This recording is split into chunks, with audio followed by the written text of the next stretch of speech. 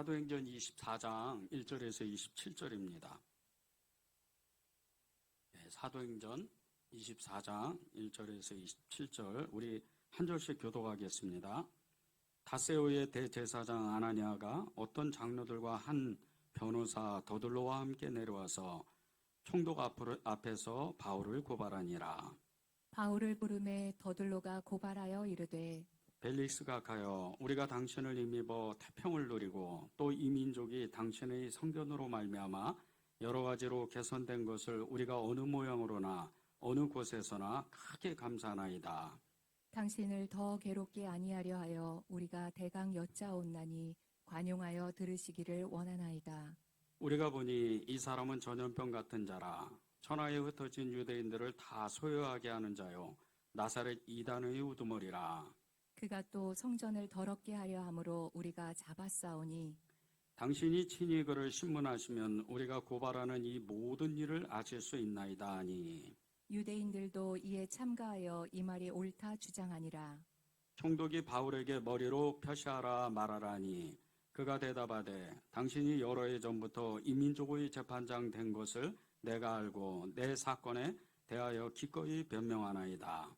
당신이 아실 수 있는 바와 같이 내가 예루살렘에 예배하러 올라간 지 열 이틀밖에 안 되었고 그들은 내가 성전에서 누구와 변론하는 것이나 회당 또는 시중에서 무리를 소동하게 하는 것을 보지 못하였으니 이제 나를 고발하는 모든 일에 대하여 그들이 능히 당신 앞에 내세울 것이 없나이다.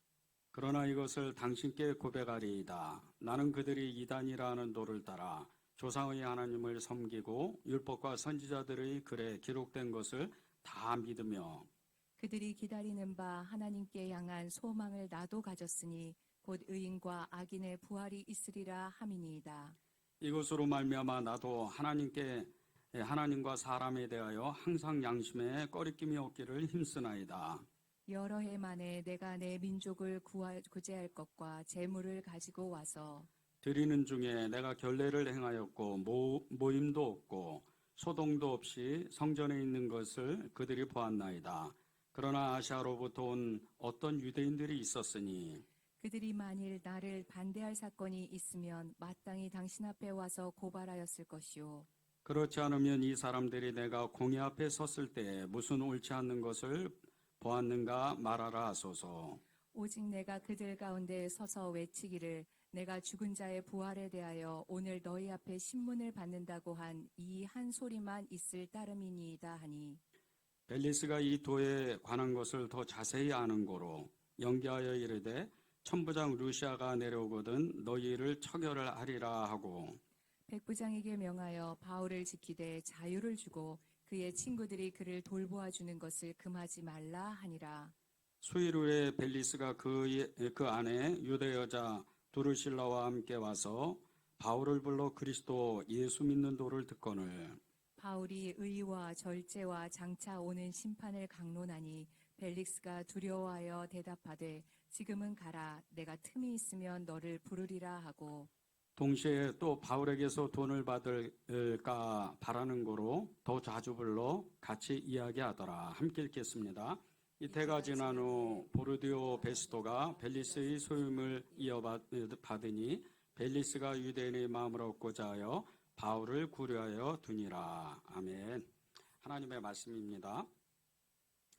현대인들은 돈과 성과 그리고 권력의 이 세 가지 꿈을 가지고 정말 하루하루를 또 어찌 보면 일생을 그렇게 살아간다고 볼 수가 있습니다. 돈을 좋아하고 또 어떤 성적인 쾌락들이나 그리고 권력을 가지고 싶은 성공하고 싶은 그런 마음을 가지고 일생을 살아가는 거죠. 그래서 이 현대인들이 돈과 성과 권력을 갖는 꿈을 이루기 위해서 자기도 모르게 겉모술수를 부리고 거짓과 폭력적인 이런 삶을 살게 됩니다. 그런 현대인들 사이에서 예수님을 믿는 우리는 정말 믿음으로 산다는 것은 무언가의 이 대가 지불을 하지 않으면 무언가를 우리가 정말 희생하지 않으면 예수님을 믿을 수 없는 그런 시대에 우리가 살고 있는 겁니다. 바울은 자신의 삶을 거의 마쳤을 때 이렇게 고백을 했습니다. 디모데후서 4장 7절 8절입니다. 나는 선한 싸움을 싸우고 나의 달려갈 길을 마치고 믿음을 지켰으니 이제후로는 나를 위하여 의의 면류관이 예비되었으므로 주 곧 의로우신 재판장이 그날에 내게 주실 것이며 내게만 아니라 주의 나타나심을 사모하는 모든 자에게도니라. 바울의 일생을 한마디로 이렇게 쭉 펼쳐서 보면요, 예수님을 만나고 예수님과 함께 살고 그리고 예수님을 전하다가 예수님 때문에 결국은 죽게 되고 예수님 앞에 가는 겁니다. 그래서 바울의 일생은 예수님으로 산 거죠. 예수님으로 살다가 예수님 앞에 간 거예요. 이렇게 험한 세상 가운데에서 이 바울이 예수님으로 살 수 있는 그 비결, 그것은 바울이 살아계신 예수님 그분을 만났기 때문입니다. 그런데 우리가 이 바울과 같이 정말 믿음의 증인들, 믿음의 이 사람들을 보면서 우리가 그저 부러워만 하고 바울은 그랬어, 베드로는 그랬어, 믿음의 사람들은 그렇게 살았어, 그렇게 우리가 그 사람들을 부러워만 하면 하나님은 우리를 너무나 안타깝게 쳐다보시는 겁니다. 우리도 또한 바울과 같이 살 수 있고 우리도 또한 베드로와 같이 그렇게 살 수 있고 믿음의 증인들과 같이 그렇게 살 수 있는데도 불구하고 우리는 여전히 염려와 근심과 두려움과 이 세상 가운데에서 그 험한 그 세상 가운데에서 세상의 힘에 눌려서 그렇게 어찌할 바를 알지 못하고 쩔쩔매면서 사는 겁니다. 돈 때문에 힘들고 그리고 성공하고 싶어서 그냥 마음에 하루하루를 그냥 어떻게 하면 성공할까 애를 써보는 이런 삶을 그렇게 살아가는 거죠. 하나님은 그런 우리를 보면서 너무나 안타까워하시는 거예요. 우리도 바울과 같이 살 수 있는데, 우리도 베드로와 같이 살 수 있는데, 우리도 믿음의 증인들과 같이 그렇게 살 수 있는데도 불구하고 여전히 우리가 한 발, 믿음의 그 발걸음을 한 발짝도 나가지 못하는, 한 발도 이 한 걸음을 내딛지 못하는 이 모습을 보면서 하나님은 우리에게 너무나 안타까우신 거죠. 우리의 마음에, 우리의 영혼의 소원은 하나님을 사랑하는 그 마음에 강렬한 마음이 있습니다. 누구나 있어요. 여러분 어느 한 사람이 한 사람도 빠지지 아니하고 믿음이 있던 없던 예수님을 만난 그때부터 나는 하나님을 사랑하고 싶은 거예요. 나는 예수님을 그렇게 예수님으로 살고 싶은 마음이 여러분 안에도 다 있다는 겁니다. 그 마음을 꺼내야 돼요. 그 마음을 하나님께 고백해야 돼요. 그리고 그분을 따라가는 거예요. 그것이 하나님이 우리를 향한 소원이고 우리의 영혼의 소원이에요. 마음의 소원을 두고 역사하시는 하나님은 늘 여전히 지금도 우리에게 손을 내밀어서 정말 함께 가자, 사랑하는 자 나와 함께 가자, 그렇게 요청하시면서 요구하시면서 끊임없이 우리를 부르세요. 바울만 그렇게 살 수 있는 게 아니에요. 베드로만 그렇게 살 수 있는 게 아닙니다. 우리도 그렇게 살 수가 있는 사람들이에요. 그 이유는 우리 안에 바울 안에 있던 그 성령님이 동일하게 계시기 때문이에요. 여러분 다 예수님 믿는 그 순간서부터 그 어느 날 내 마음이 뜨거워졌잖아요. 그때 그 내 마음, 그렇게 뜨거웠던 그 마음, 그걸 생각해 보세요. 그때 고백은 대부분의 모든 성도들의, 거의 모든 성도들의 그 고백이 죽으면 죽으리라 주님 따라가겠습니다. 그 고백이에요. 나도 모르게 나옵니다. 왜? 그것은 믿음의 사람들의 고백이기 때문이에요. 그러니까 여러분들도 그런 사람이 될 수가 있다는 거예요. 바울이 평생토록 믿음의 선한 싸움을 싸우고 달려갈 길을 마치고 믿음을 지킬 수 있었던 이 비결, 이것은 그가 절대적으로 붙잡았던 믿음이 있어요. 그게 부활의 믿음이에요. 부활의 믿음을 가지고 소유하고 있는 사람은 세상을 두려워하는 사람이 아닙니다. 우리가 보혈 찬송도 조금 전에 불렀는데 찬송을 하면, 특히 이 보혈 찬송을 하면 달라요. 우리의 마음이 왠지 모르게 뜨거워집니다. 십자가가 우리의 마음에 정확하게 더 뜨겁게 일어나기 때문이에요. 일반적으로 우리가 이런 CCM 찬송을 부르고 그리고 복음성가를 부를 때하고는 전혀 달라요. 보혈 찬송을 부르면 우리 마음 가운데 이 부활의 믿음이 불같이 일어나는 거예요. 그 이유는 우리 안에 있는 그 성령님이, 바울 안에 계셨던 그 성령님, 베드로 안에 계셨던 그 성령님, 믿음의 모든 증인들에게 그 속에 계셨던 성령님이시기 때문이에요. 여러분도 그런 사람들인 거예요. 21절을 보세요. 오직 내가 그들 가운데 서서 외치기를 내가 죽은 자의 부활에 대하여 오늘 너희 앞에 신문을 받는다고 한 이 한 소리만 있을 따름이니이다 하니. 죽은 자의 그 부활을 가지고 있었다는 거예요. 그것 때문에 자기가 이 재판 자리에 서 있다는 거예요.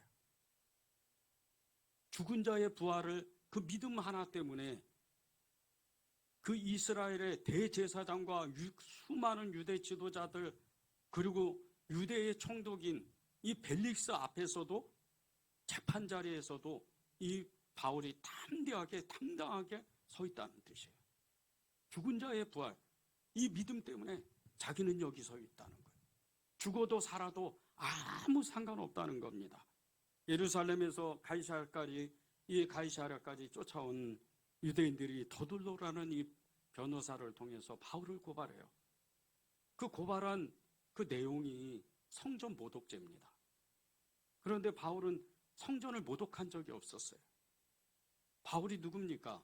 누구보다도 예수님을 사랑하는 사람이에요. 누구보다도 하나님을 사랑하는 사람이에요. 그가 왜 아무 이유도 없이 성전을 모독하겠어요? 그것이 아니고 오히려 자기는 죽은 자의 부활, 이 믿음 하나 때문에 여기 서 있다는 거예요.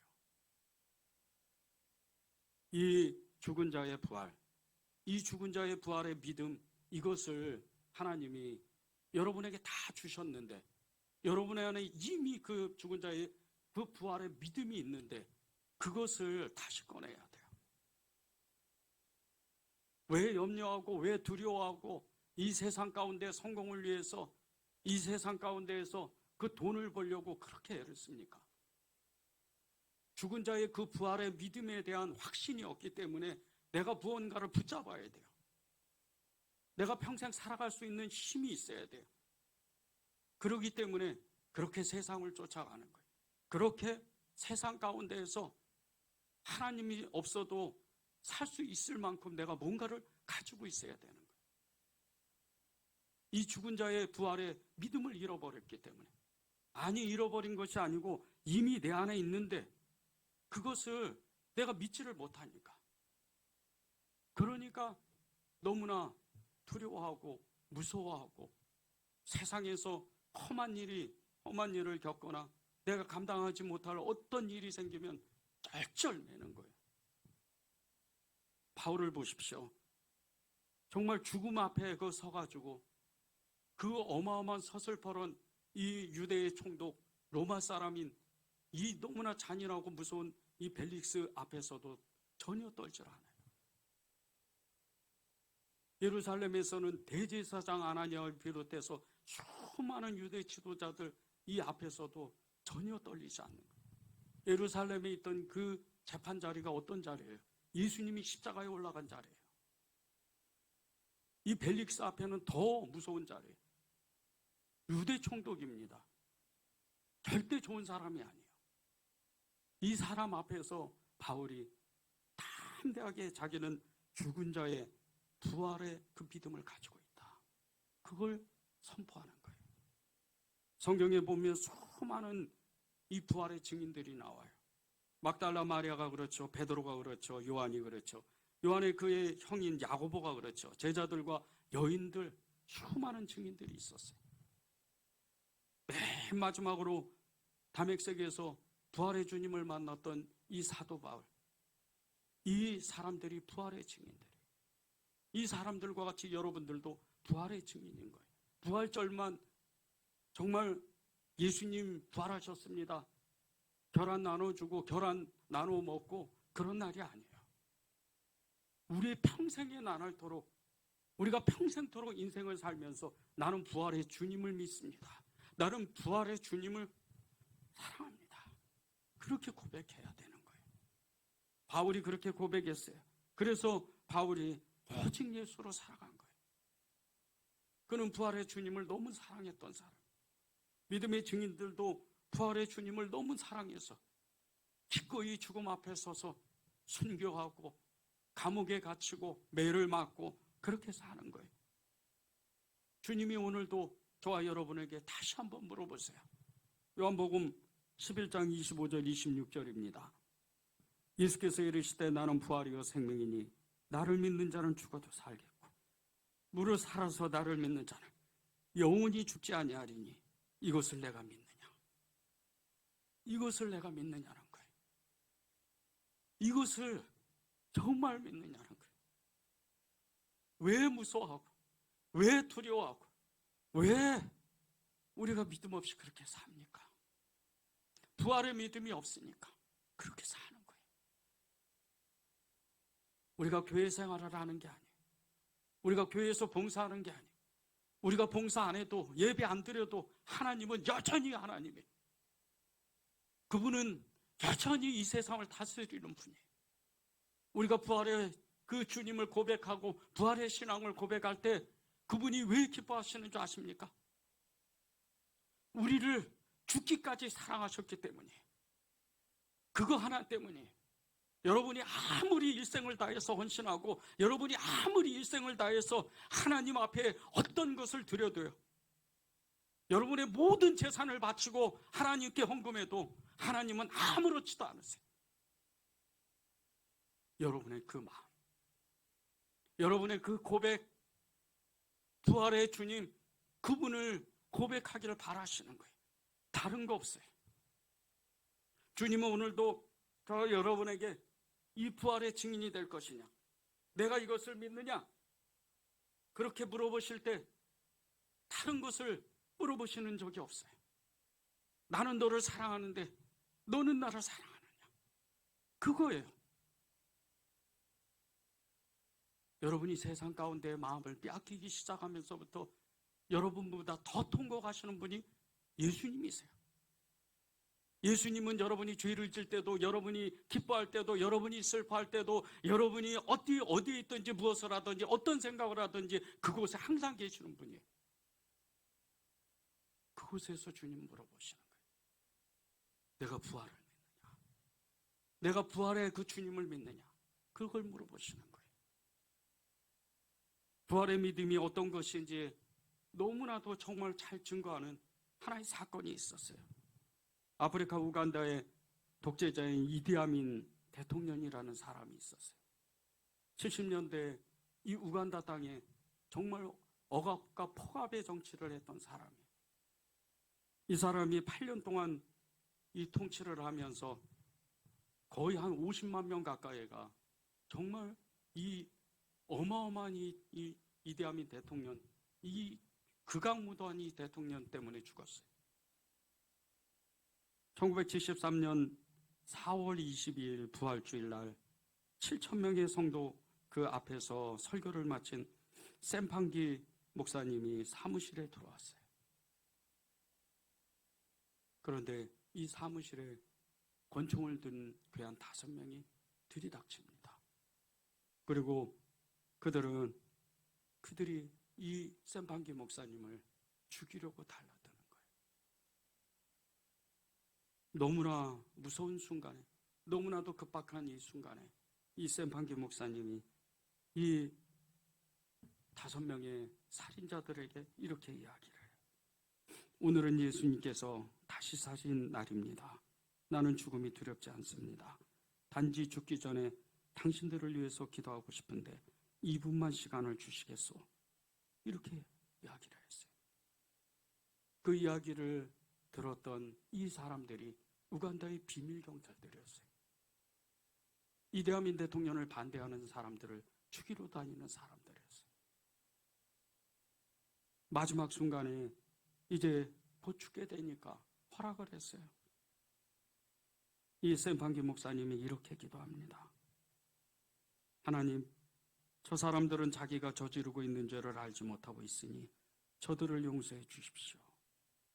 간절하게 기도했어요. 예수님이 십자가에 오르셔서 그 유대 병정 그리고 이 로마 병정들에게 하신 기도예요. 그것을 간절히 기도하고 눈을 떴는데 너무나도 놀랍게 이 비밀 경찰 일 중에 대장인 이 사람의 얼굴이 너무나 밝아진 거예요. 그리고 이렇게 이야기를 합니다. 목사님, 저희를 위해서 기도해 주셔서 감사합니다. 저희들의 무례를 용서해 주십시오. 그리고 목사님을 남겨두고 다 떠났어요. 나중에 이 샘판기 목사님이 간증을 했는데 이 부활의 믿음을 이렇게 고백을 했습니다. 부활의 믿음은 두려움을 몰아냅니다. 영생을 믿을 때 성도는 총도 무섭지 않습니다. 누가 이 소망에서 우리를 끊을 수가 있겠습니까? 부활의 믿음은요, 우리가 생각하는 것보다 큰 능력을 가지고 있어요. 여러분이 생각하는 것보다 이 부활의 믿음은 너무나 큰 힘이 있습니다. 부활의 믿음을 가지고 있으면요, 죽음의 순간에도 그 모든 순간을 이겨낼 수가 있는 그런 어마어마한 힘이 있는 거예요. 여러분이 부활의 믿음을 갖게 되면요, 하나님이 그때부터 여러분의 인생을 완전히 책임져요. 여러분의 그 생각, 말, 행동, 그 모든 것들을 하나님이 다 주관하시는 거예요. 말 그대로 축복의 길을 가는 거예요. 길이요 진리요 생명이신 예수님, 그분이 여러분의 손을 꼭 붙잡고 절대 여러분을 힘들게 하지 않고 여러분의 마음 상하게 하지 않고 그렇게 하나님의 보호하심 속에 하나님의 그 생명사계의 그 은혜로 여러분을 이끄시는 거예요. 이게 부활의 믿음이에요. 부활의 믿음을 고백하십시오. 부활의 믿음을 달라고 여러분이 기도해야 돼요. 그리고 그 부활의 믿음으로 부활의 증인이 되는 거예요. 그런데 마귀는요, 우리가 부활의 믿음을 가지려고 하면 그것을 죽지 살기로 방해합니다. 절대 못 가지게 해요. 왜? 이 부활의 믿음을 갖는 사람은 마귀의 권세도 이길 수 있는 사람이기 때문이에요. 이 마귀가 우리에게 부활의 믿음을 어떻게 막는 줄 아십니까? 우리 안에 있는 죄예요. 이 죄를 격동시켜요. 이 죄를 꺼내는 거예요. 그리고 우리 안에 있는 욕망과 탐욕을 일으켜요. 부활의 믿음을 절대 못 갖도록. 22절에서 26절을 읽겠습니다. 벨리스가 이도에 관한 것을 더 자세히 아는 고로 연기하여 이르되 천부장 루시아가 내려오거든 너희 일을 처결하리라 하고 백부장에게 명하여 바울을 지키되 자유를 주고 그의 친구들이 그를 돌보아주는 것을 금하지 말라 하니라. 수일 후에 벨리스가 그의 아내 유대 여자 두루실라와 함께 와서 바울을 불러 그리스도 예수 믿는 도를 듣거늘 바울이 의와 절제와 장차 오는 심판을 강론하니 벨리스가 두려워하여 대답하되 지금은 가라. 내가 틈이 있으면 너를 부리리라 하고 동시에 또 바울에게서 돈을 받을까 바라는 거로 더 자주 불러 같이 이야기하더라. 이 벨리스는요, 바울이 전한 복음, 이 부활의 이 죽은 자의 소망, 부활의 믿음을 이미 알고 있었어요. 주변 사람들을 통해서 예수 그리스도의 그 복음을 정확하게 알고 있었어요. 그것이 22절입니다. 그런 이 벨리스가요, 바울로부터 죽은 자의 부활, 곧 예수 그리스도의 그 복음을 듣고서도 거기에 순종하지 못해요. 알고 있는데 순종하지 못하는 거예요. 벨리스가 너무나도 뚜렷하게 예수님이 메시아고 예수님이 하나님이시라는 것 알고 있으면서도 거기에 순종하지 못해요. 그 이유는요, 이 죽은 자의 부활, 이 믿음을 가지면 자신의 모든 걸 버려야 되기 때문이에요. 이 벨리스라는 사람은요, 의와 절제와 장차 오는 이 심판에 대해서 설명을 듣고 너무나 두려워했어요. 마치 자기의 그 민낯이 다 드러나는 것처럼 자기가 그동안 했던 모든 일이 그대로 그 말씀 속에 다 드러난 거예요. 우리 25절에서 26절을 다시 한번 크게 한번 읽어보겠습니다. PPT에 우리 한번 읽어보겠습니다. 시작. 바울이 의와 절제와 장차 오는 심판을 강론하니 벨리스가 두려워하여 대답하되 지금은 가라. 내가 틈이 있으면 너를 부리리라 하고 동시에 또 바울에게서 돈을 받을까 바라는 거로 더 자주 불러 같이 이야기하더라. 이 바울이 의와 절제와 장차 오는 심판에 대해서 이 벨리스에게 그리고 그의 아내 드루실라에게 강력하게 선포했는데 그 벨릭스의 마음이 너무나 떨리는 거예요. 이 두려워한다. 이 뜻은요, 무서워가지고 어쩔 바를 모르는 거예요. 잠을 못 자는 거예요. 그렇게 두려웠어요. 예수 그리스도의 복음을 알았기 때문에. 이 벨리스는요, 로마 황제 글라우디오의 가문의 노예 출신이에요. 근데 이 노예가 유대 총독이 된 거예요. 입지전적인 인물이죠. 노예가 유대의 한 지역의 총독이 된다. 그런데 이 벨리스가요, 총독이 되기까지 얼마나 잔인하게 행동했는지 몰라요. 얼마나 탐욕스럽게 그가 살았는지 몰라요. 그는 정적을 만나면 암살자를 통해서 반드시 죽였어요. 유대의 총독이었을 때 유대 독립전쟁을 한때 일으킨 적이 있었어요. 그런데 이 폭동을 막기 위해서 아무 죄도 없는 유대인 200명을 잡아다가 그 자리에서 죽였어요.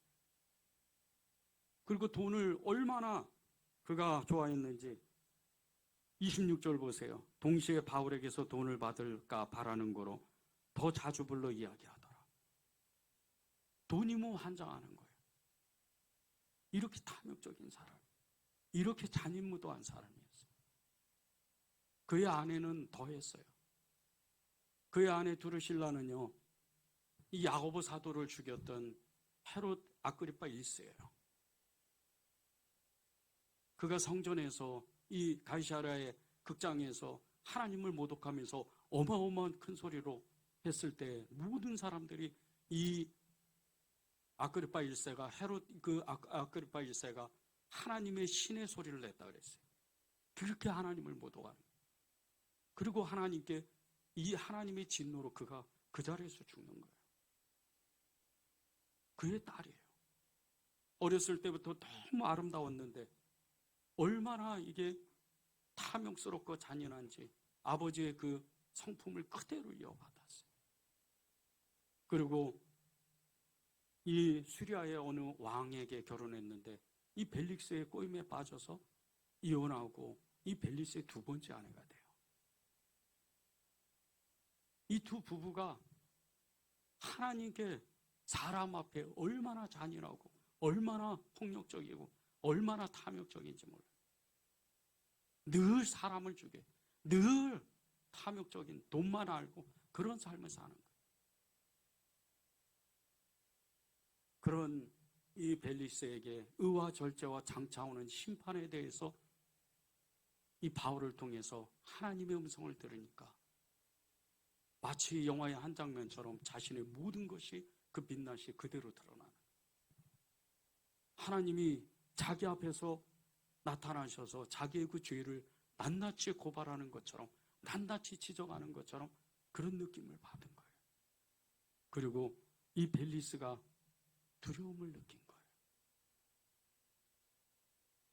이 바울이 전한 이 벨리스가 들었던 이 의와 절제와 장차 오는 심판에 대해서 제대로 붙잡았다면요, 벨리스의 인생은 완전히 바뀌었을 거예요.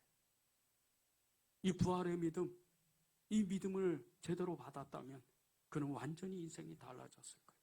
그런데 그는 그 부활의 믿음, 이 의와 절제와 장차 오는 심판에 대한 이 말씀을 듣고 그는 외면해버려요. 오히려 돈을 달라고 바울을 매일 부르는 거예요. 그리고 나서 이 벨리스는 정말 하나님의 심판의 길로 들어갑니다. 26절, 27절에 보면요, 이 벨리스가 심판에 대한 말씀을 듣고 두려워했지만 그는 완전히 외면하고 2년 동안 반응이 없는 거예요. 그게 27절이에요. 이때가 지났다. 2년 동안 바울하고 자주 만나서 돈을 달라고 이야기하고 하나님 말씀을 들었지만 전혀 반응 없어요. 그리고 2년 후에 그는 폭정과 탐욕적인 이 정치를 하는 바람에 유대 지도자들이 로마 황실에 그를 고발해요. 그리고 황실에 소환됩니다.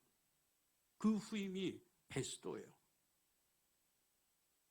이 벨리스가 로마 황실로 소환돼서 좌천되고 폼베이로 유배를 당해요.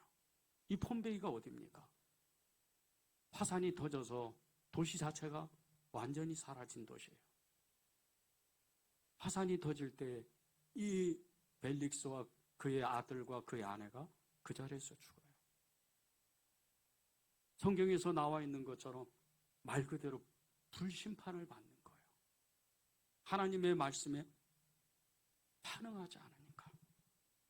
하나님의 말씀에 그가 순종하지 않으니까. 회개도 다 때가 있습니다. 여러분의 믿음의 결단도 때가 있어요. 내가 죽으면 죽으리라. 이 부활의 믿음을 가지고 내가 평생 손해를 보더라도 내가 믿음으로 살 것이다. 그렇게 결단하는 그 믿음의 시간이 때가 있다는 거예요. 저는 25년 전에 예수님을 만나는 그 순간서부터 한 번도 예수님 앞에 변한 적 없어요.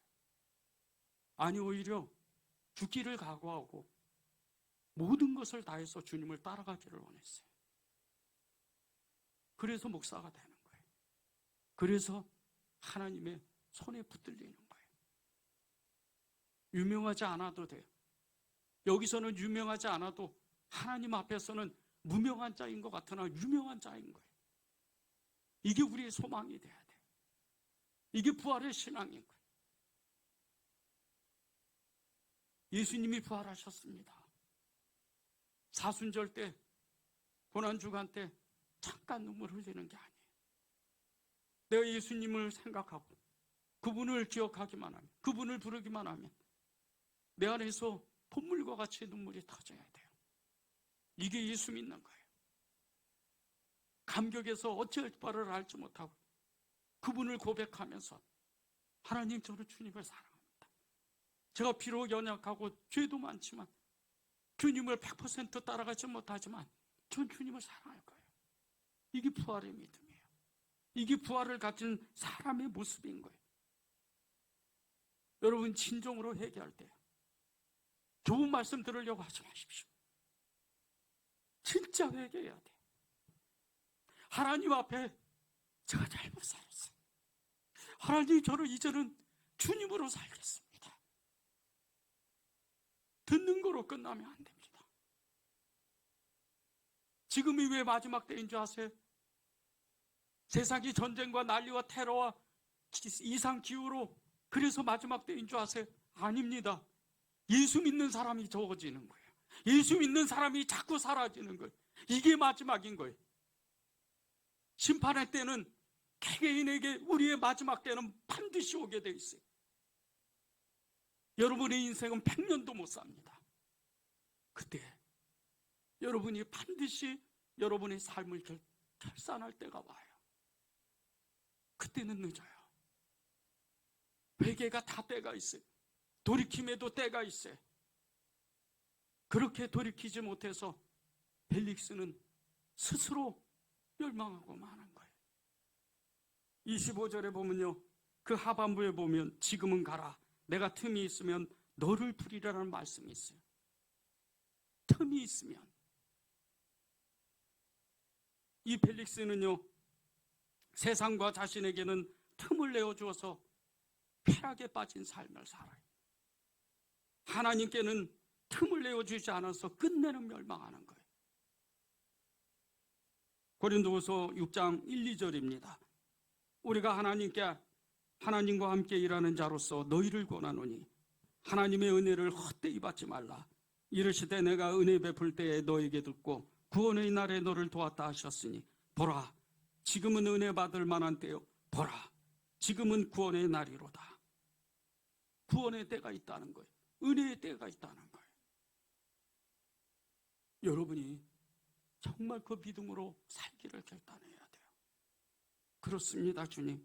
저는 부활을 믿겠습니다. 부활의 믿음을 저는 가지고 살겠습니다. 그걸 결단하는 거예요. 이 부활의 믿음은요, 세상을 이기는 이 부활의 믿음은 하나님 앞에서 진정으로 회개한 사람만이 가질 수 있는, 얻을 수 있는 것입니다. 갈라디아서 6장 14절을 우리가 마지막으로 읽고 찬양하면 좋겠습니다. 그러나 내게는 우리 주 예수 그리스도의 십자가 외에 결코 자랑할 것이 없으니 그리스도로 말미암아 세상이 나를 대하여 십자가에 못 박히고 내가 또한 세상에 대하여 그러하니라. 이 믿음으로 여러분이 한 세상을 사시기를 바랍니다.